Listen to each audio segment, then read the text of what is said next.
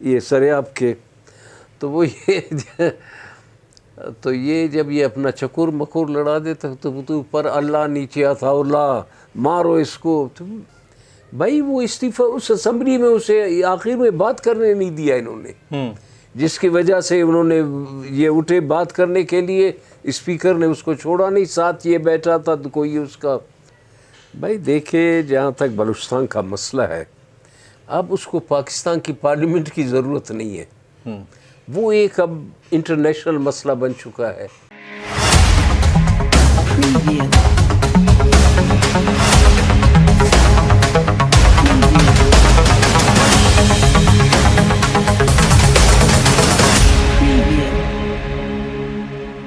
بسم اللہ الرحمن الرحیم، السلام علیکم۔ البرز ٹی وی کے ساتھ قیوم بیدار آپ کی خدمت میں حاضر۔ ناظرین، آج ہم پھر بلوچستان کی سیاست کے حوالے سے اور سیاسی جو صورتحال ہے اس حوالے سے بات کریں گے۔ ہم آئے ہیں ڈاکٹر حکیم لیڑی صاحب کے پاس، جو کسی تعارف کے محتاج نہیں، بلوچستان کی سیاست میں ایک بڑا نام، اور بلوچستان کے جو نامور سیاستدان ہیں جن میں میر غوث بخش بزنجو، جس میں سردار عطا اللہ مینگل، نواب خیر بخش مری، نواب اکبر بگٹی کے ساتھ ان کی قریبی تعلقات رہے ہیں۔ آج ہم اس حوالے سے بات کریں گے، اور خاص کر سردار عطا اللہ مینگل صاحب کی شخصیت اور سیاسی بصیرت کے حوالے سے بھی بات کریں گے۔ ڈاکٹر صاحب، ہم آپ کو اپنے پروگرام میں خوش آمدید کہتے ہیں۔ شکریہ۔ چونکہ آپ نے 60 اور 70 کی دہائی میں اس سیاست میں قدم رکھا، ان تمام شخصیات کو آپ نے قریب سے دیکھا، اور آج ہم عطا اللہ مینگل صاحب کے بارے میں آپ سے جاننا چاہتے ہیں کہ سردار عطا اللہ مینگل صاحب جب سیاست میں آئے، ان کو آپ نے قریب سے دیکھا، ان کی شخصیت اور سیاست کے حوالے سے کیا کہیں گے؟ دیکھیں، یہ بہت عجیب اتفاق تھا۔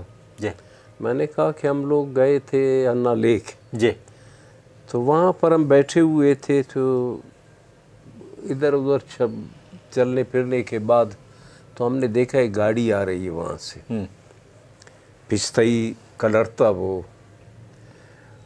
اور اس میں دیکھ رہا تھا کہ نواب اکبر خان ڈرائیونگ کر رہے ہیں، میر صاحب آگے بیٹھے ہوئے ہیں، پیچھے جناب خیر بخش ہے، عطا اللہ خان ہے، اور کون ہے، شیر محمد مری ہے۔ اچھا، جی، یہ لوگ اترے تو میر صاحب نے ہمیں دیکھا، اس نے کہا کہ بچوں، ابا اس کا جو وہ تھا، ہاں تکیہ کلام تھا، تو ہم لوگ گئے اس کے پاس، تو اس نے کہا دیکھو ہمارا یہ 15 اگست 14 15 اور 16 اگست کو، 15 اگست کو مالی باغ میں ایک جلسہ ہو رہا ہے، تو اس میں آپ لوگ سب شرکت کریں مہربانی کر کے۔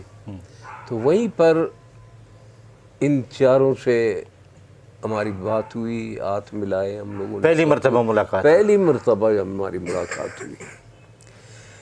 خیر، ان کی شخصیت بھی ایسی تھی، سب کی ہر ایک اپنے اس میں ایک پورا تاریخ تھا۔ تو کیونکہ 15 جولائی 1962 میں ہمارے ان شہدا جو تھے، جن کو حیدرآباد اور سکر میں پھانسی دی گئی تھی، ان کا دن تھا۔ نواب نوروز خان کے بیٹے، جی ہاں، بیٹے اور قریبی رشتہ دار۔ جی ہاں، تو وہاں پر ایک ایوب خان آئے ہوئے تھے یہاں پر، اور امیر محمد خان آئے ہوئے تھے، جلسہ کیا انہوں نے ایوب اسٹیڈیم میں، تو ہم جلسے میں بھی گئے اس کو سننے کے لیے۔ جلسے سے باہر نواب خیر بخش اور شیر محمد گاڑی میں بیٹھے ہوئے اس کی تقریر سن رہے تھے۔ تو خیر، ایک دن پہلے انہوں نے جلسہ کیا اس سے، اور ایک دن ایوب خان نے جلسہ کیا، پھر دوسرے دن پھر جلسہ ہوا رات کو، پھر انہوں نے جواب دیا اس کو، ایوب خان کو۔ اچھا، جی ہاں، تو یہ جلسہ ہوا مالی باغ میں، تو اس میں ہزاروں آدمی آئے تھے۔ اس زمانے میں نہ ٹرانسپورٹ تھا، کچھ نہ بھی کوئی نہیں چیز تھا، کچھ بھی، لیکن میں حیران ہوں کہ وہ پورا مالی باغ ہی بھر گیا تھا، اتنے لوگ آئے ہوئے تھے۔ اسلامیہ اسکول کے سامنے ہی. تو اس میں جن شخصیات نے تقریریں کی اس میں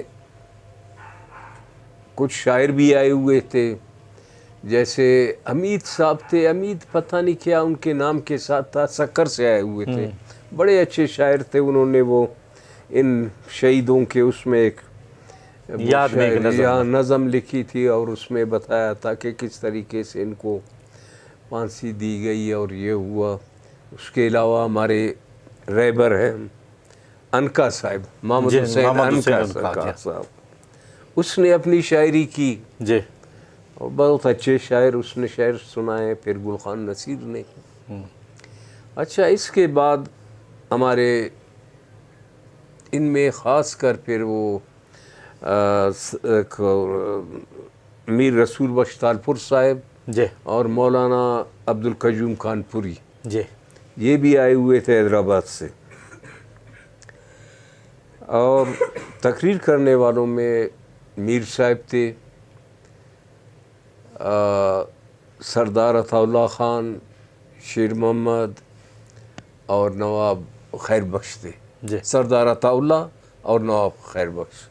بہرحال تقاریر ہوئے، یعنی انہوں نے اس قسم کی باتیں کی کہ ہر انسان کے جذبات جو ہے نا وہ جیسے بڑک جانا ہے یا اس میں ایک عجیب لوگوں میں کہ جی ہاں.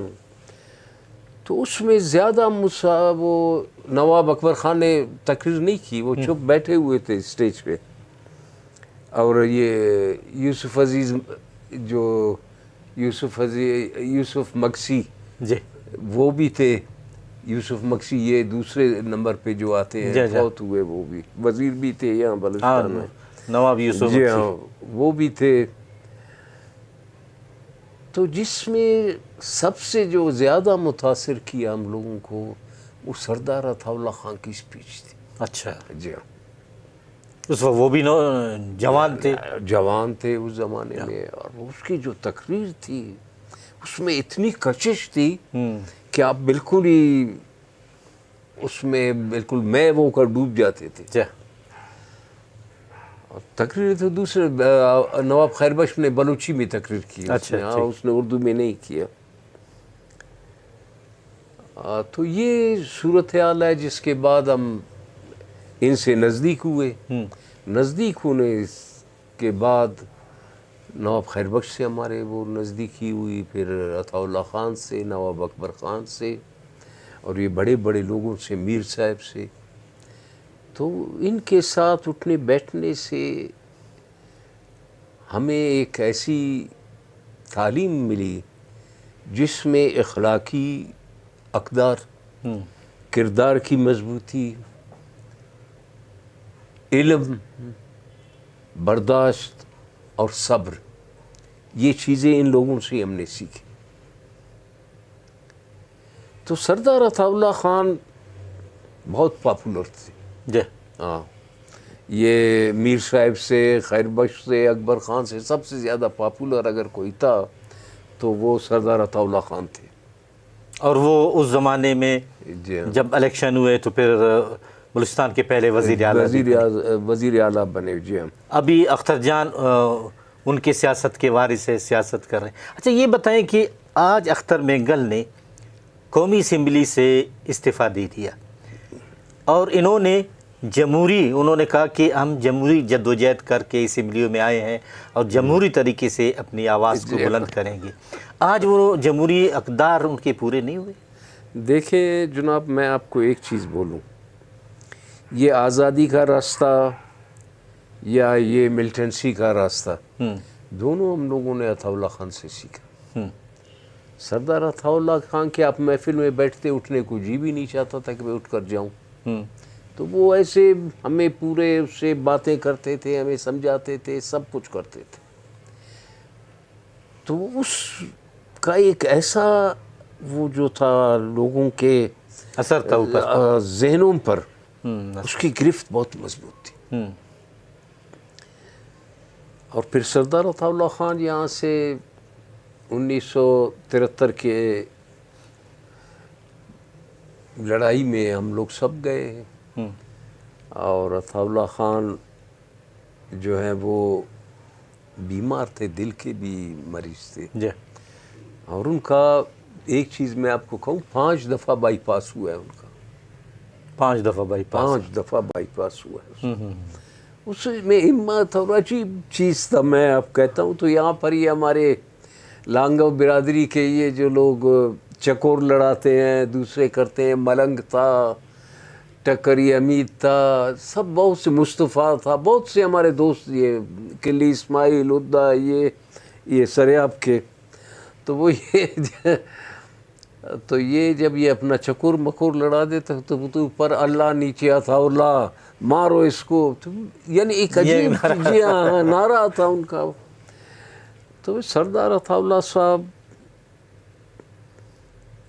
اور اختر صاحب کا استعفے کے بعد آپ کرتے ہیں. میں نے 1997 میں نہیں، اس کے بعد کب الیکشن ہوئے؟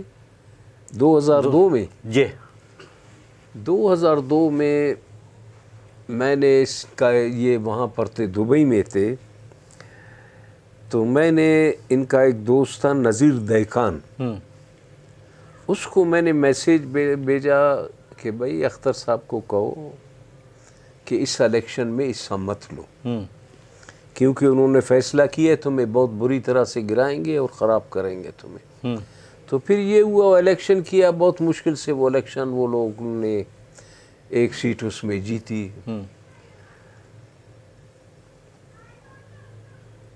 لیکن ہم اس کو یہ کہتے رہے، سردار عطاءاللہ خان کو بھی انہوں نے اس راستے سے تھوڑا سا ہٹا دیا، یہی پارلیمانی سیاست اور وغیرہ. میں ان کو ہمیشہ کہتا رہا، ڈاکٹر مالک کو، اختر صاحب کو، کہ بھائی ایک دن تمہیں واپس ادھر آنا پڑے گا، اس راستے پہ جانا پڑے گا تمہیں. تو آپ پوچھ رہے ہیں کہ وہ استعفیٰ، بھائی وہ استعفیٰ اس اسمبلی میں اسے آخر میں بات کرنے نہیں دیا انہوں نے، جس کی وجہ سے انہوں نے یہ اٹھے بات کرنے کے لیے، اسپیکر نے اس کو چھوڑا نہیں. ساتھ یہ بیٹھا تھا تو کوئی اس کا وہ کہہ رہا تھا جی ادھر قتل کیا ہے ہمارے لوگوں کو، یہ کیا ہے، آپ اس کی تقریر سناتے ہیں ہمیں.